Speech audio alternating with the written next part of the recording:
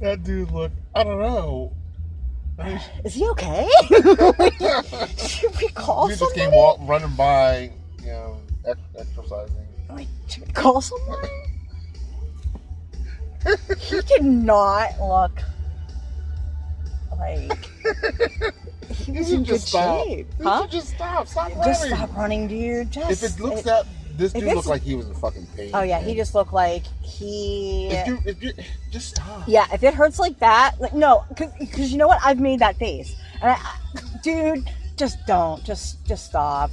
See, here it is. That's a face, and he's got an electric bike, and you see the face, and he had that face. He had that. Oh my fucking god! What did I just do? Face. There it is. He's like, oh fuck! I gotta go all the way back. Why? And they're on electric bikes. So just fucking imagine. I wish you could see the look on the face. Imagine. You know what? You've got like this really fucking good cheeseburger, right? Uh-huh.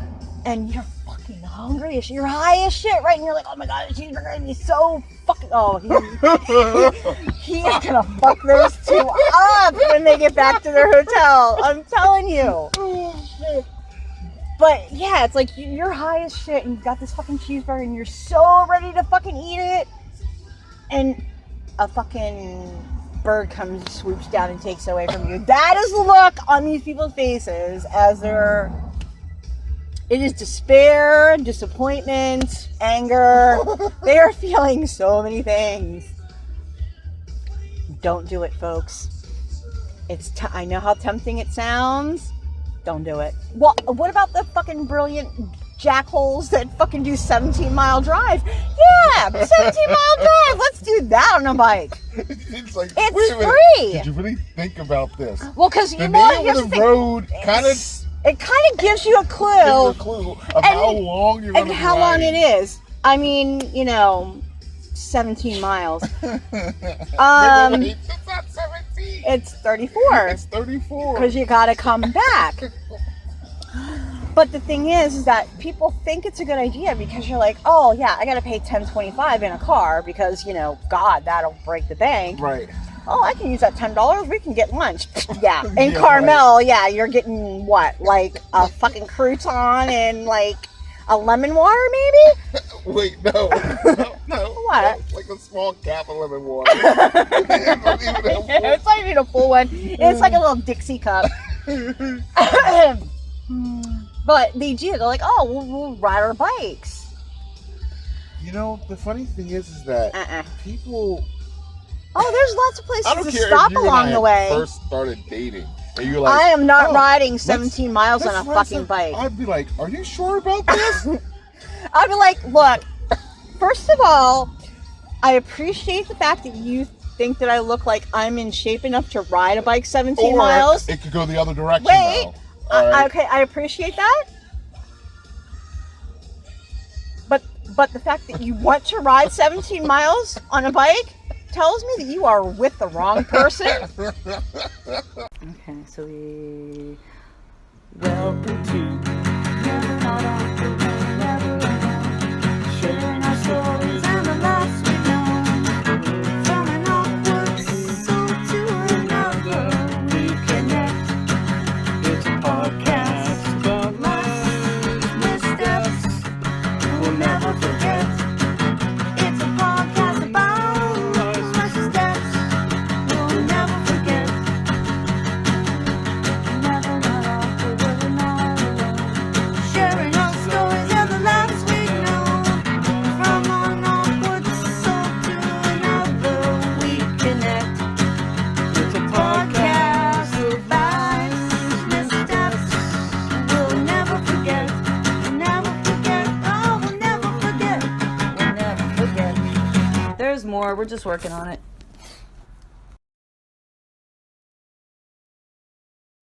Yeah, I think that's it on the spiritual side of things. I mean, I can go on and on about spiritual stuff, but I think I'm going to save it for another segment and talk to you about, how I'm feeling. So, in Virginia, again, traffic is crazy and taking me a lot longer to get home. It's always Virginia. It's always Virginia. It's always this area, man. It sucks. It's like people don't know how to drive. Like, I got a 14-minute delay because because of an accident. Anyway, you don't want to hear my complaining. Let's come with open hearts. Let's breathe through this. And I can tell you this real quick, though, since I'm bored. So I just learned, I listen to Duncan Trussell Family Hour quite often these days, because he does talk about spiritual stuff. And the last person he had on was like a shaman, and he was talking about the warrior. Like, Duncan Trussell basically asked, what do you think? Well, he asked two things, actually. He asked, what do you think about being a human?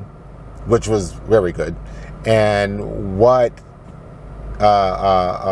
do you think about the warrior aspect of things, right? What is being a warrior?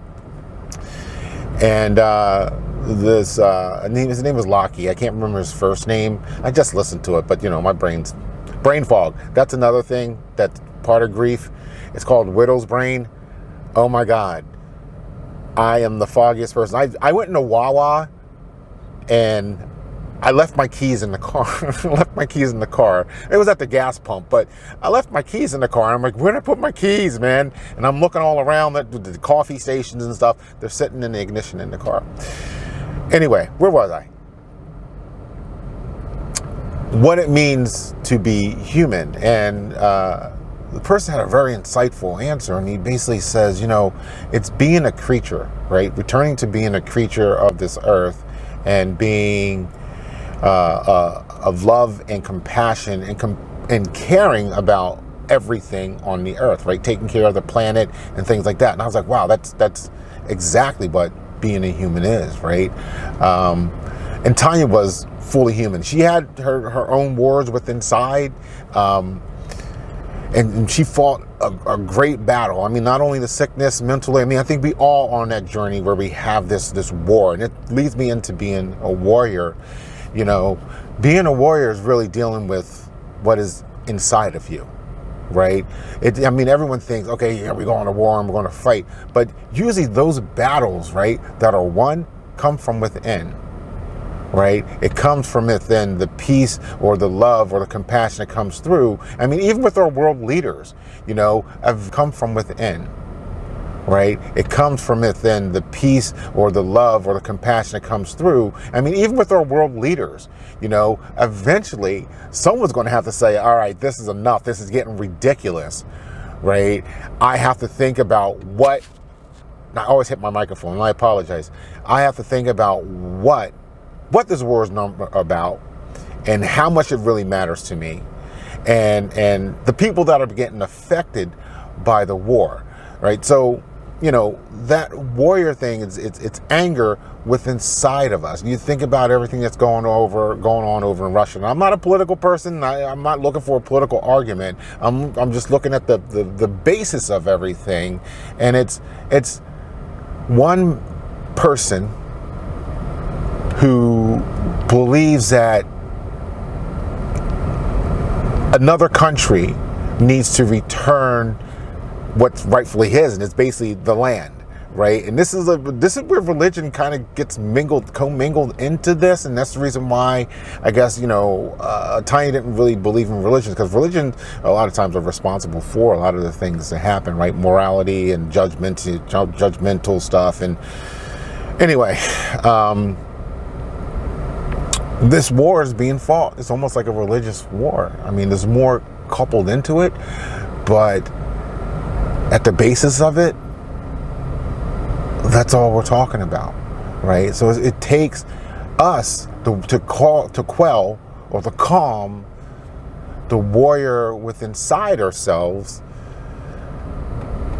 to make things better, right? And I know, a lot of us, I get angry as well, and I've become a lot more self-conscious. And one of the biggest things I think me and Tanya accomplished as a couple was being more self-aware, not only with people, but with ourselves, right? Being self-aware of what we're saying and how it impacted a person and how we are feeling, and being able to relay our feelings on an emotional level versus just a mental level, just saying stuff. And I was very bad with that, I come from logic. I am Vulcan, and a lot of my statements to her they lacked emotion, and I got more in touch with the me inside, so that I can be a better person. And I think that's what this world needs. It needs a lot more better people, a lot more people that come from love and compassion and caring, right? And not even on a spiritual level. If you're not spiritual, you can still be spiritual. I don't care if you're an atheist, agnostic. I don't care who you are, right? There is a spirit within us, no matter what you want to call it. You want to call it energy. You want to call it, I don't know, a little alien driving our brain, like the brain stem or our slug, whatever. There is emotion and compassion within us. And once we learn to get in touch with that, it helps us become better people, and it helps us become better humans, better creatures, and we take care of the planet as a residual effect of it. So, off my soapbox. Until the next time, I should be hitting, I don't know, I'm supposed to be hitting, not Virginia, but Richmond pretty soon, but I'm in this cluster of a traffic jam. I jumped off the highway, I saved myself 20 minutes, and I jumped back on, like Google told me to. Now it's telling me, okay, jump off again at Manassas, at exit 152B, to get around this whole thing. But I kind of expected it. I should have taken Route 81 like I did on the way up here, but I decided, it's early enough. Like, I left at 7 o'clock in the morning time. What else? What could happen? So anyway, ramble. Talk to you soon. Peace out.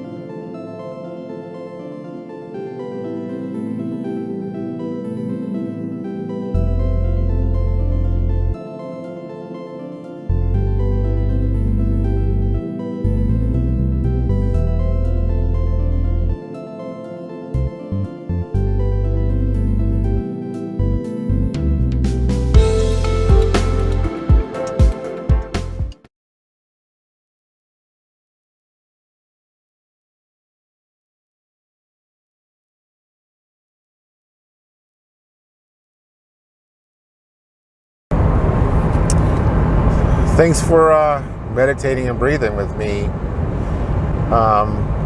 So, how do I handle my grief, man? Like, well, number one, I take care of my family. That's the number one thing. That keeps me going. I scream a lot. Especially the first few weeks, all I did was scream in the car. Scream.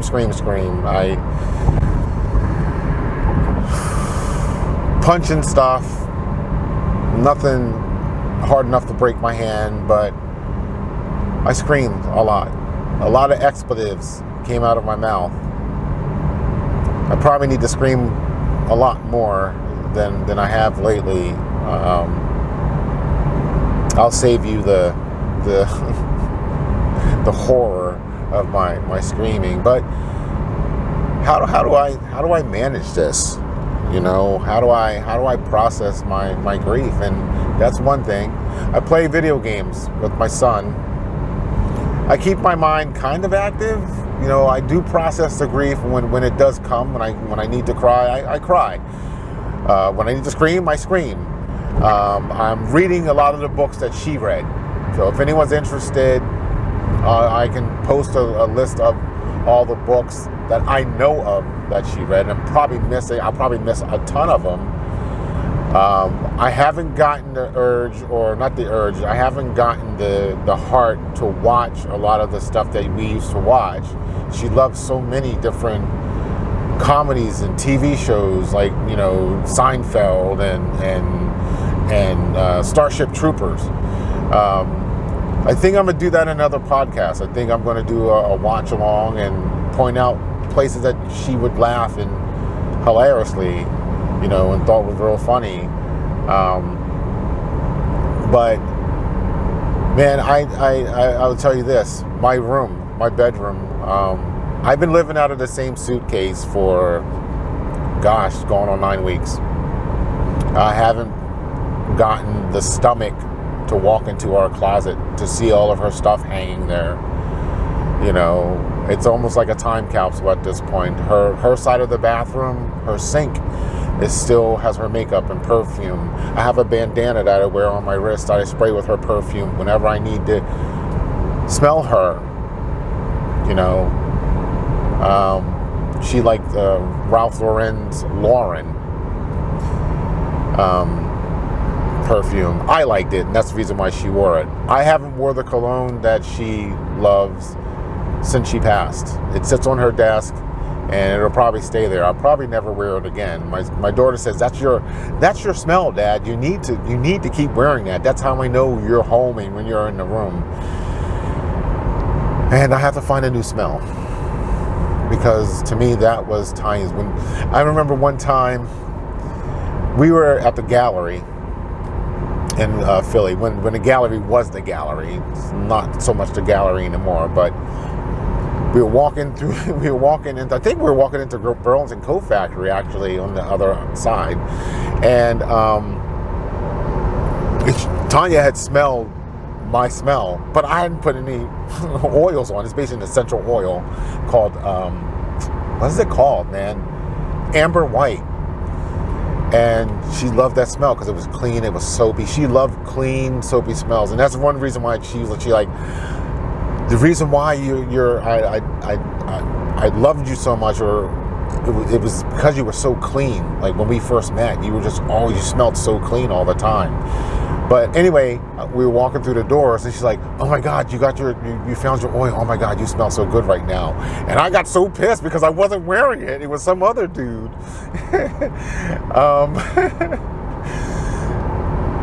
But you know, it's tough learning new things. You know, I play guitar. I started learning guitar, and I had some surprises for you. I'm not going to tell you what I'm going to play, but I'm learning certain things on the guitar that she liked. You know, certain songs that were our songs. And that's the reason why I carry it around with me now, is because I want to practice. Whenever I get in the urge, I just want to practice. Or when I'm feeling sad, or when I'm feeling anxious or whatever, it kind of calms me down. The other thing is going for a walk, going for drives. You know, I take pedal with me almost everywhere I go, except when I go on transport. And I'm like I said, I'm cutting that back anyway. But when I do start them, if I do start them again, like full tilt, doing the coastal, you know, not coast to coast, but you know, the long haul travel, I probably will try to get like a van that is sectioned off, so I can take pedal with me, and the other dogs can hang out in the comfortable back side of the van. But it's stuff like that, you know, it's helping me. It's tough though, because sometimes I feel like I'm doing this stuff over and over again, just on a loop. And like I said, you know, it's mood swings. I feel like a crazy person. Like 5 minutes ago or whatever, I was just telling you I just want to not be on this planet, and that still hangs true. But I'm just in a different space now. And I'm very up and down. It's craziness, man. It's driving me nuts, you know. And, you know, again, going through this, anyone that's going through it, I would say the other thing, my grief group, certain friends out there who have kept in contact with me, my close personal friends, and my new personal friends that have reached out to me, say, hey, Tony, I went through the same thing. You know, that's keeping me sane to an extent. You know, like I said, misery loves company, right? But to know, you know, that you're not the only one that's gone through this, and to listen to some of those stories. That one of the group members, there are a couple of them. They haven't even lost their spouse yet. Two women, their spouse basically they are gone. They have Alzheimer's and dementia, and you know, they're like, yeah, I'm here because they're not. I lost my spouse. And I'm like, whoa, I didn't even think about that, right? Like, to go through that. And Tanya was very afraid of the whole dementia thing. You know, she was like, if that ever happens to me, you're going to take me to one of those states that do assisted, you know, the assisted suicide or assisted, whatever they call it. She was so afraid of that. And I am too. Like, you know, for my spouse or my kids just to disappear one day and I just forget who they are, that's a horror story. Not only for them, for me. But these two women are going through that. They are going through that. To have your spouse here, but gone. And they go every day to see them. One of them living with them, the other one, you know, in facilities to be cared for. I couldn't imagine that. Like, how do you process that? How do you handle that? Right? So, my friends, you know, again, you grieve in different ways. You figure out ways to handle it for the moment. And it's step by step. It's day by day. It's minute by minute, hour by hour. Let's sing a song about it. You just try and figure it out. And that's what I'm doing. I'm trying to figure it out. I'm trying. And hopefully with the right people and the right care, I do. Until I meet my mate. And I get to see Tanya again. Didn't mean to end on a dismal note, at least this segment. I'm about 3.5 hours away from home. I'm headed finally towards or close to Richmond, which is kind of like, I would say kind of like my halfway point, close to my halfway point. So once I hit Richmond, I know that I am not too far from home. By the time I hit Richmond, like I said, I have 3.5 hours left. It'll probably be about 30 minutes, 45 minutes, so I have 2 hours and 45 or something like that left to go. So thank you again, as always, for coming along with me. Thank you for supporting me. I'll see you in a few minutes when I get my next fleeting thought. You know, I know what I'm going to talk to you about, but I'll save it for you for the next segment. So get ready for this. Are these returning people? Thanks. Yeah, they are. This is a returning couple. They're actually. Oh, that was the one I was. The seat had to get adjusted. Oh yeah. Oh, see. Wait, do they look angry? No. They don't look. I think they got happier because they fixed their bikes. Yeah. Oh yeah, look, that's their smiling. Yeah. Aww, that's actually sweet. I'm gonna go back to the hotel and go to sleep. Oh yeah, they're going the fuck to sleep, dude. No fucking happening there tonight. Oh no. Oh man. No No. romance. Romance is gonna be like, let's get something to eat and we going to sleep. Right? They got some. Yeah, you know what the romance is? Rubbing icy hot on each other. That's the romance. Come here, baby. Let me rub some icy hot on your back. Fuck yeah. That's a romantic night. Oh shit. Rubbing each other down with some icy hot and getting a good fucking night's sleep. That's romance.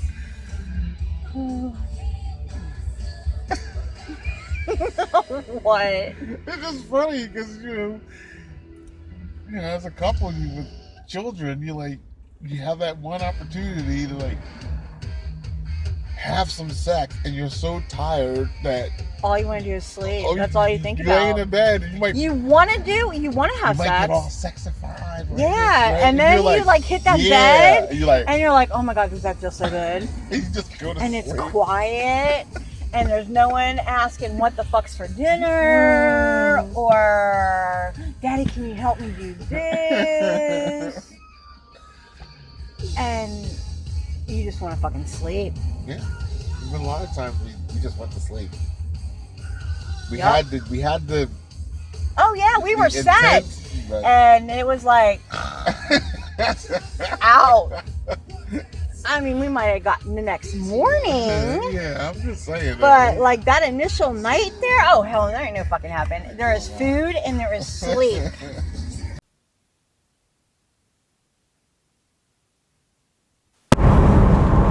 Mike wasn't on, so again, brain fog. Really, my memory's shot. I'm not the most organized person that I used to be, but the crazy thing I want to touch on too is as I reflect on me and Tanya's relationship and just being together, she always said I was her rock, right? No, babe, you were my rock.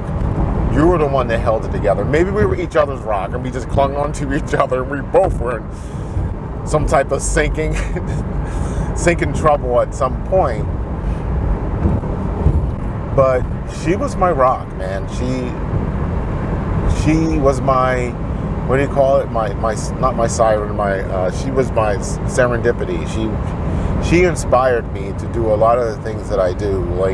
When I wanted to get into computers, when I wanted to shift gears and go to a different job and things like that, she was right beside me. But she wasn't only right beside me, she was holding me up.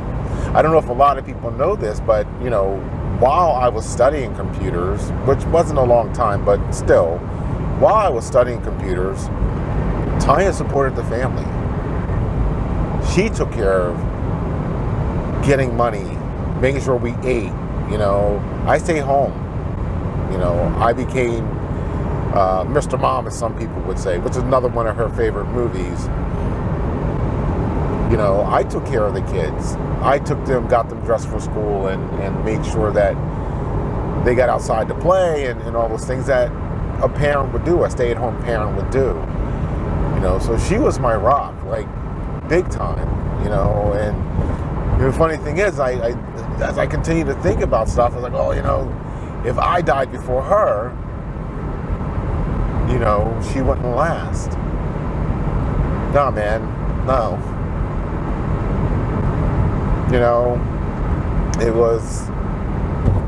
She was my rock, and I'm having the toughest, she was my rock, and I'm having the toughest time. And I know you're probably thinking, oh, well, Tony, it hasn't been that long, really.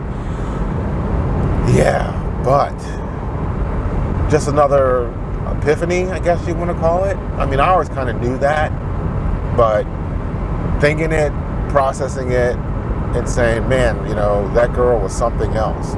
She was something else. She knew how to keep it together. Another quick story. I don't know if I told this or not, but you're going to hear it again.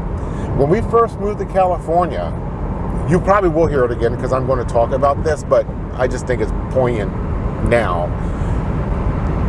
When we first moved to California, our plan was to move to California, get a hotel room, and then find a place to stay, because from our understanding, nobody would call you back if you couldn't go meet them in person. So us being on the East Coast trying to get a home in California or a place to stay in California was very, very tough. You had to be there. About a week into us being in Monterey, we were staying at a place called Lover's Inn. Look it up. It's a pretty nice place. It's right by the cove there. But I had just started work. I was probably 3 days into my job. And Nobody was calling us back. I was like, hey, did anyone call us back? You know, we put in resumes, applications, and all of that stuff. And she's like, no, babe, no one's called us back. And I had a panic attack. This is about 3, 4 o'clock in the afternoon, maybe 5-ish. I had a panic attack, man. I was like, babe, I don't think we can do this. I think we should just go home. Forget this. Let's go back. Let me call my old job. Oh my God, we can't do this. And Tanya, you know, she grabbed me by the face and said, babe, breathe. I'm breathing, babe. I'm trying. But she said, babe, breathe. We can do this. And she looked me dead in my eyes with those not cold, but those soft blue, just loving eyes. And that's one thing. She could smile with her eyes. If you look at some of her pictures, I never understood that term, smile with your eyes. That girl knew how to do it.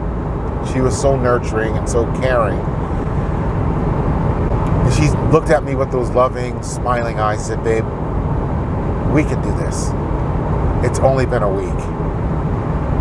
And lo and behold, I kid you not, probably that Saturday or that Friday, we got a call back from 2 places. And one which we ended up taking. And people were like shocked, like, oh my God, you found a house in like 7 days? And I'm like, yeah, we did. We found a house. But it was all her. She had the hustle, the bustle, the drive, the energy. We just fed off of each other. You know, I don't have my spark. She was a spark plug. Drove me crazy, but she was a spark plug. She knew how to fire you up in her loving way. And that's what I'm missing. That's who I'm missing right now. She was my motivation. Everyone's like, oh, Tony, you were so motivated. You're a go-getter. I'm like, yeah, but my fire is gone. I'm not but wet kindling now. You know? Anyway, I figure I share that with you. 2 hours and 50 minutes left. I passed through Richmond not too long ago. I'm on 295 actually. It kind of splits off. You can go through Richmond or you can go kind of around it. I typically take 295 and connect back with 95 because I don't have to go through the city. I don't have to worry about all this extra nonsense when you're driving. This highway's pretty empty most times, and there's not many traffic jams and stuff. So anyway.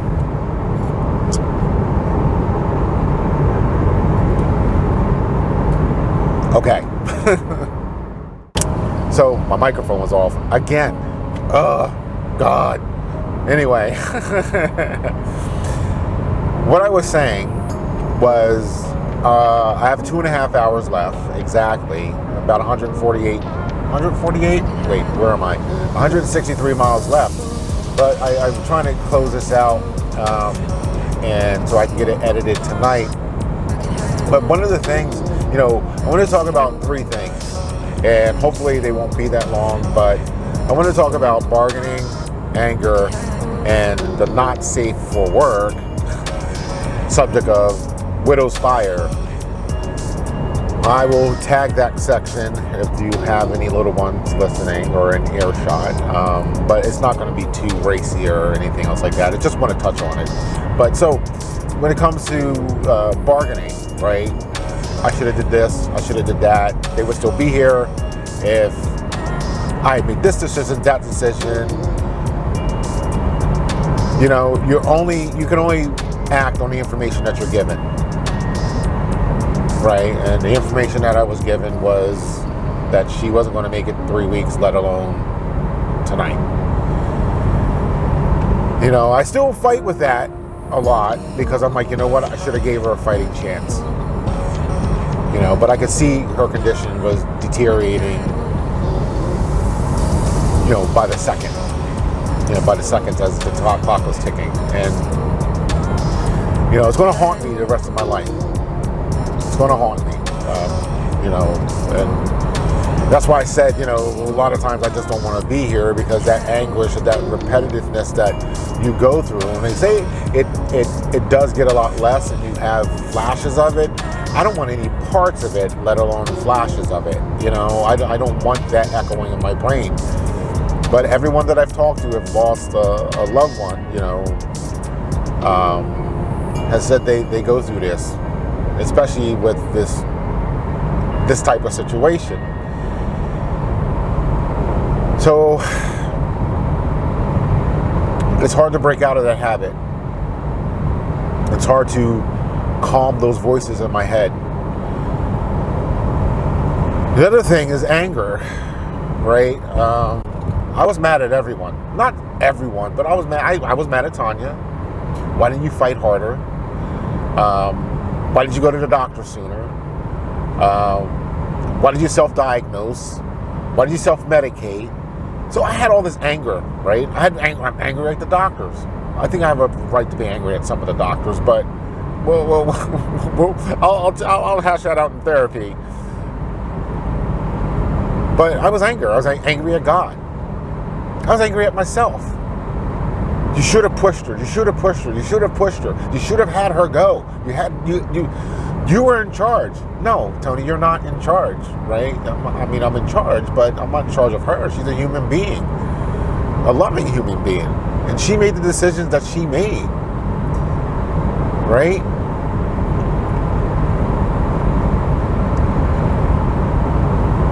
Anger can be a mother, and again, it's another emotion that I fight with. I fight with it, if not daily, quite often,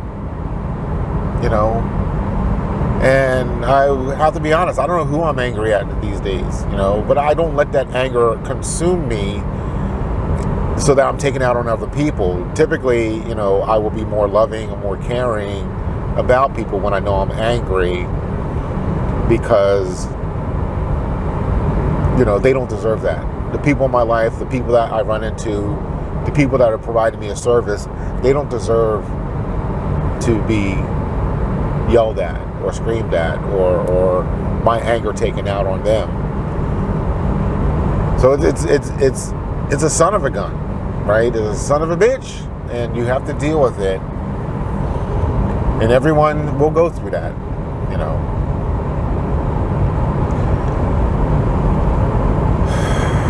So, deep breath.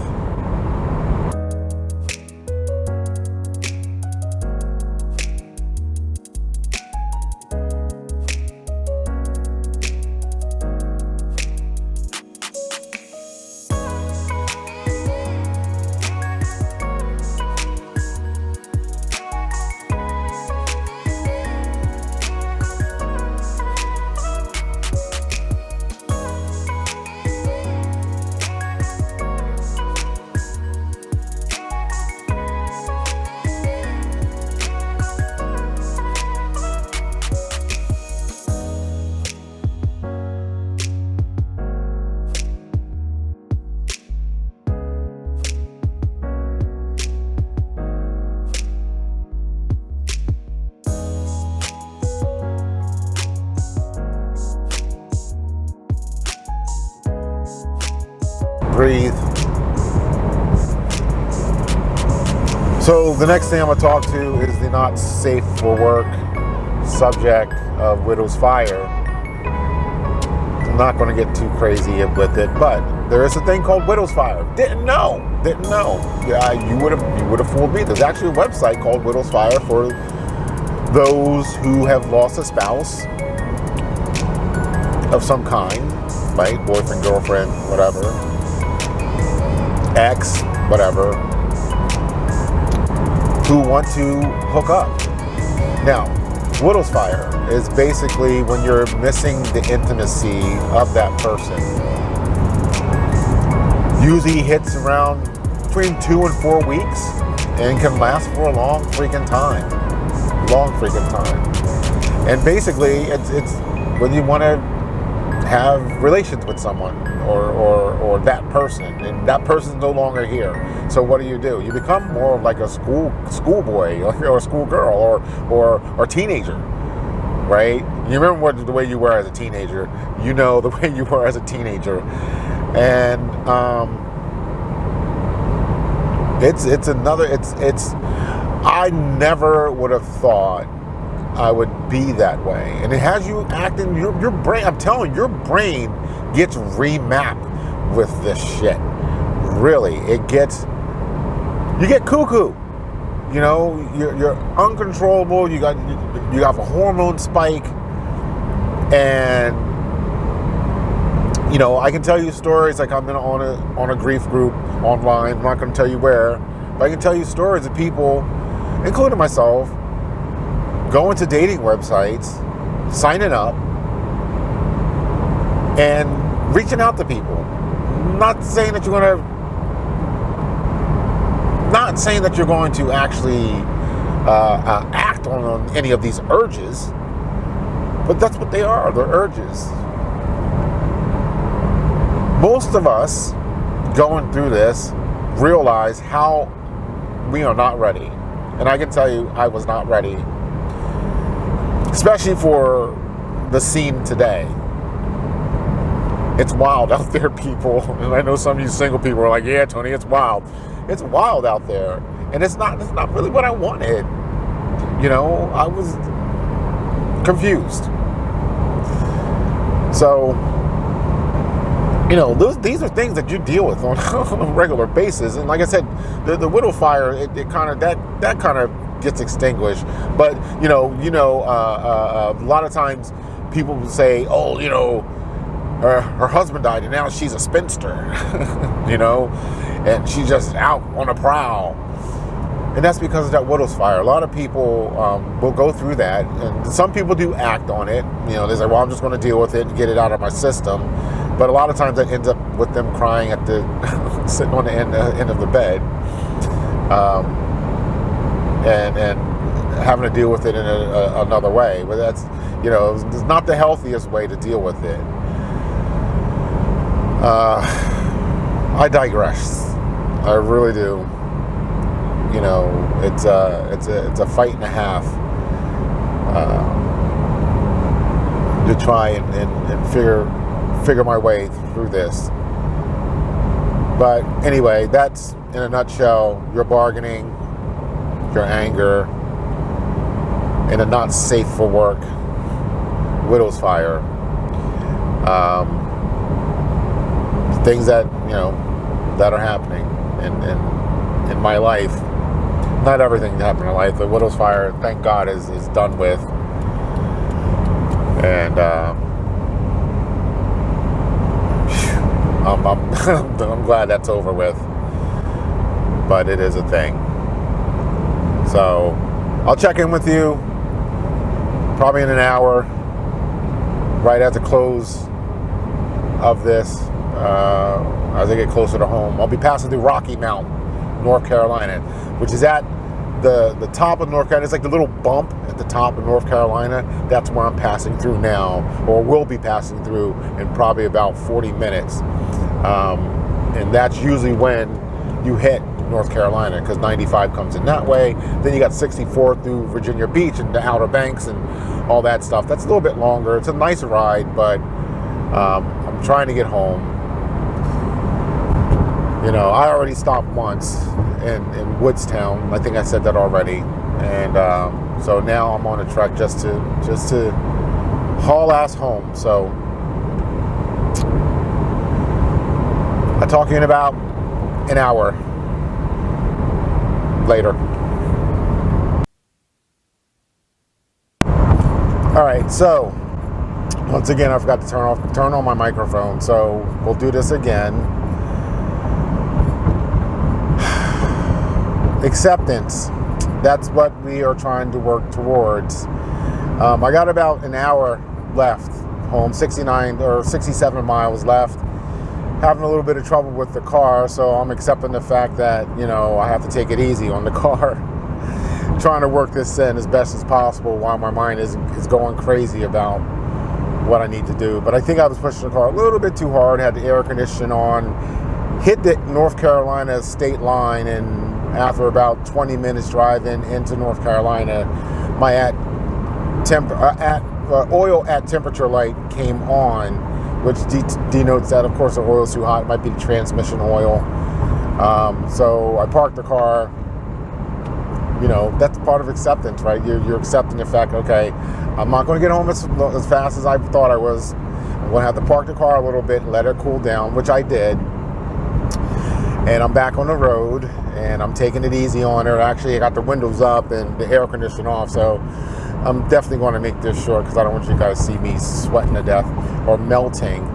But acceptance, you know, when you're grieving, that's where you're trying to get to. Accepting that you did everything right, accepting that your loved one's gone, accepting that you couldn't change anything, you know, accepting that they're not coming back. And it's a challenge. Some people go through a few months, you know, some people go through 6 months. It seems that is the average. But usually with a spouse, it's a lot longer, right? I know some people that have been grieving for 10 years, and it's a slippery slope, and it's a hard fight. And some people never get over it. I don't know what is going to happen with me. That's the tough thing about grieving. You know, grieving a loved one, such as at this point in my life, at going on 52 years old. It's I don't think, you know, I don't think I ever get over her. And I mean, you're not going to get over the person. I mean, that's one of the things you have to really accept. You're like, okay, you're not going to get over them. This is going to be a hurt. You're going to hurt for the rest of your life. You're going to miss this person for the rest of your life. So you got to accept it so that you can move on and live your best life for them, which is very hard because me and Tanya's life was very intertwined with everything, even my job, even her jobs, and even her life and my life, and just everything was so intertwined, and that's, you know, that's the biggest thing. You know, I don't want to unwind it. I don't want to unravel it. I want it to be the way it is. So there's the challenge. That's I don't know what else to say. I mean, that's most of the pain wrapped up all in one. Getting to acceptance. It's a marathon. It's a step-by-step thing. The marathon, not a race. So I'll keep chugging along, and hopefully I'll see you guys on the other side.